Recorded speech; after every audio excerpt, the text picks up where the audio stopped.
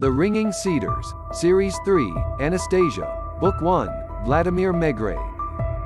The next morning, during the consultation on the execution of the plan, I suddenly saw Lydia Petrovna pulling a piece of cedar from her chest.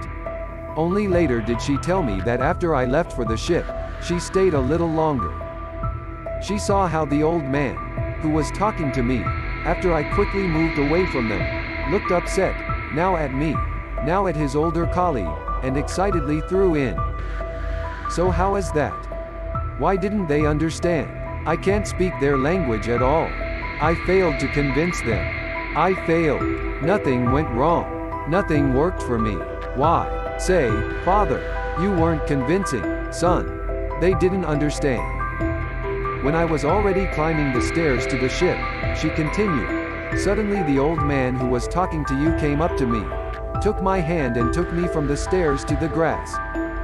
He quickly retrieved a cord from his pocket, to which this piece of cedar wood was tied, placed it on my shoulder and placed it on my chest with my palm and his own.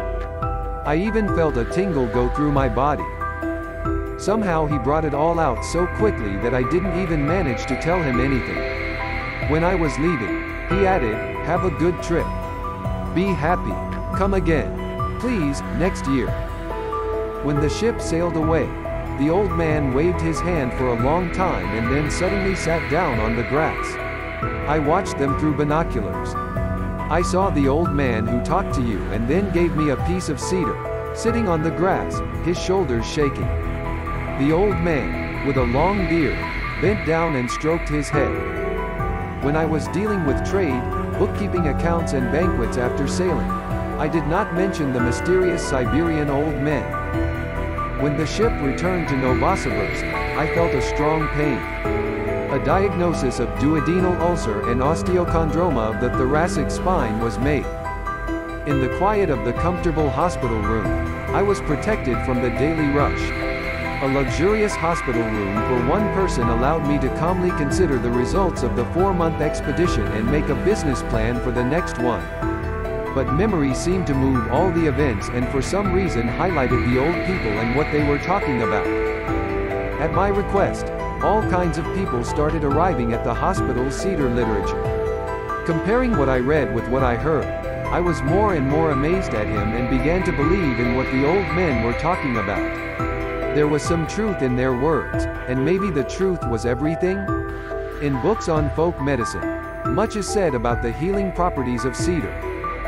When I compared the facts and information I had collected, the great mysteries that excite the minds of men began to seem insignificant compared to the mystery of the ringing cedar. Now I could no longer doubt his existence. Scientific popular literature, ancient literature dispelled doubts. Back in 1792, academician P.S. Pallas wrote that the fruits of the Siberian cedar effectively restore male potency and restore youth to man. They significantly increase the body's resistance and help it resist many diseases. Cedar is mentioned 42 times in the Bible, even in the Old Testament. The Old Testament refers to the cedar and only to the cedar, and does not speak of other trees. Doesn't the Old Testament say that cedar is the strongest healing agent of all that exists in nature? What is that? And why did these strange old men single out only the ringing cedar from all the cedars?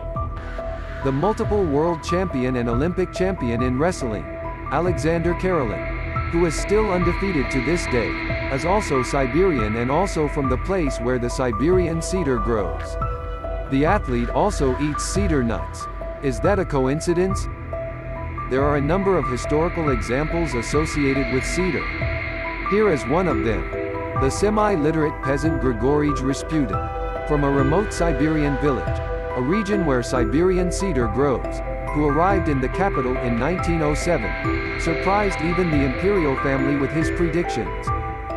When Grigory Rasputin was shot, they were amazed at how he was riddled with bullets and continued to live. Maybe it's that he grew up in a cedar climate and grew up on cedar nuts. I state only those facts that can be easily verified or that can be confirmed by witnesses. Lydia Petrovna is now proving to be one such witness. Colleagues noticed that changes had taken place. She became more benevolent, more cheerful. My husband told me that there is more understanding in their family today.